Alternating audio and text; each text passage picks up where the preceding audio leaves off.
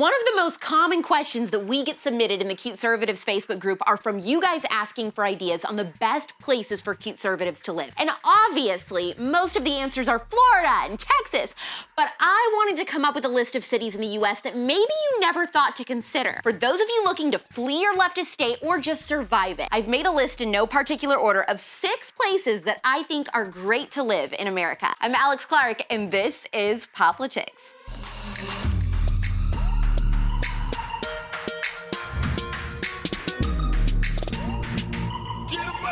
Number 1, Knoxville, Tennessee. At almost 15% lower cost of living than the rest of the country, you'll probably be able to save enough money to buy a boat and take it out on one of the 9 nearby lakes. Make a right Maybe it's turn. a shortcut, Dwight. It said go to the right. It can't mean that. There's a lake there. I think it knows where it is going. This is the the lake. machine This knows. is the lake. Stop yelling at me. No, it's Stop not yelling. There's no road here.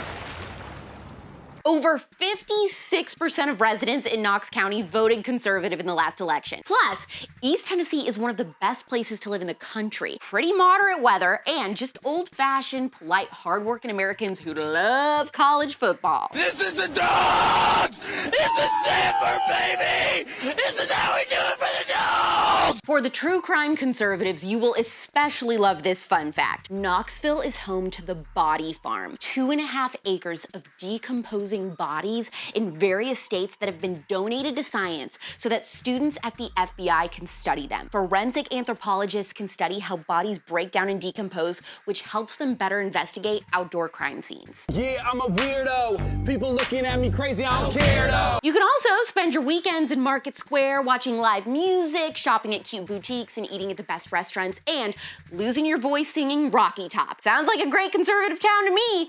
The boys, though, may be questionable. Butter my butt and call me a biscuit. Number 2, Waco, Texas. It's pronounced Waco. Also known as Chip and Joanna Gaines country. Plastic. Isn't that amazing? It's like a Sharpay. Look.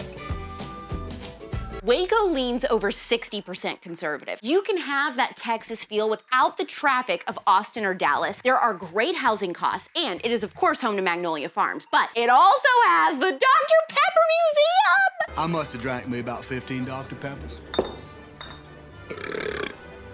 And if you're looking for a new place on a budget, the average rent for a 2-bedroom apartment is less than $1,200. It's free real estate. One con you may hear about Waco is that it seems to be a magnet for weird things like the Branch Davidians or the biker shootout. But if you've learned anything about me by now, then you know that's only a pro in my book. Give me a city with some weird, creepy history, please. I wanted to be a cowboy, baby. I wanted to be a cowboy, baby. Number 3, Virginia Beach, Virginia. Virginia is uber liberal, but Virginia Beach is a beacon of hope in the state for lovers, and there is a surplus of waterfront and beachfront property. Oh yeah, Virginia Beach, great city. La la la, people live in it, and they're very happy because it's a nice place. The conservativeness of the city probably has a lot to do with the fact that there are over 18 different military installations there. Plus, you have Busch Gardens and Water Country USA, 2 epic theme parks. It's also just a huge family town. None of the hard partying that you get at other beach towns like Destin or Gulf Shores. Spring break forever! Pooh Shiesty, that's my dog, but Pooh, you know I'm really shiesty. Pooh, I'm really shiesty. Number 4, Huntington Beach, California. You all know how I feel about California? Yeah. A state full of nut jobs, hippies, and artsy-fartsies. Looking for that Cali sun but don't want to be smack dab in Libville or spend as much to live as you would in LA? Look no further than Orange County, which is literally a conservative paradise in SoCal. Huntington Beach is home to one of the biggest 4th of July celebrations in the state. It's also where the lockdown protests were held. Open churches! Open churches! And to top it all off, you're at the beach. It's like living in a Hollister. Every guy I know is ugly, but when I come to Hollister, they are all perfect. Hello.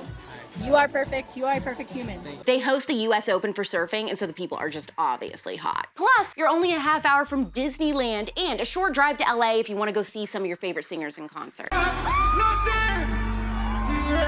Number 5, Jacksonville, Florida.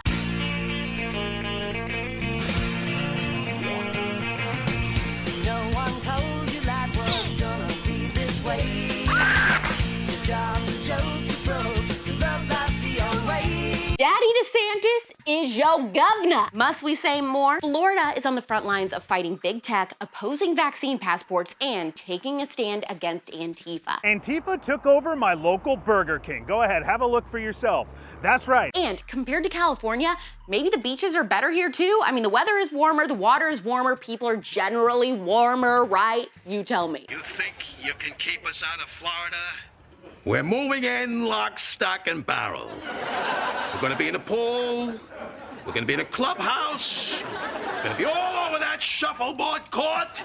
And I dare you to keep me out! Jacksonville is located in a part of Florida that puts you within driving distance to all the places people fly to visit, like Disney World, Universal Studios, and yes, Miami, baby.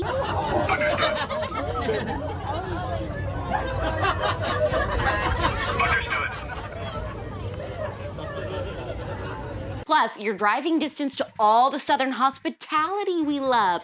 Basically, this city makes it very easy to access other great places.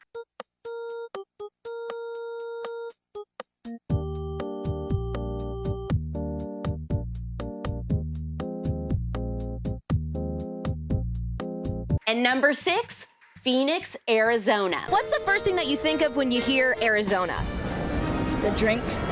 Like the iced tea? Okay, so I know I said this list was in no particular order, but maybe I saved the best for last. I mean, can you blame me? Arizona is very close to my cinnamon roll heart, because I live here. In just 2 years, by the way, of living here, I have grown to absolutely fall in love with it, despite the Satan-approved summers. 111 degrees? Phoenix can't really be that hot, can it? Oh my God, it's like standing on the sun!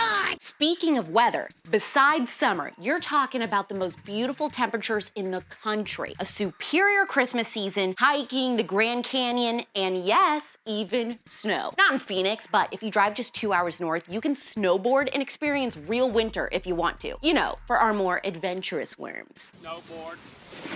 Snowboard. Snowboard.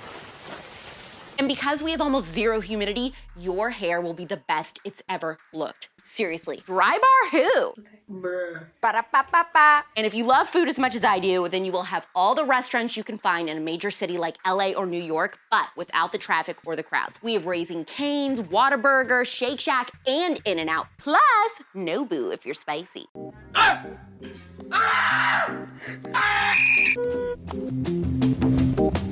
And last but certainly not least, we have the Turning Point headquarters here. Duh.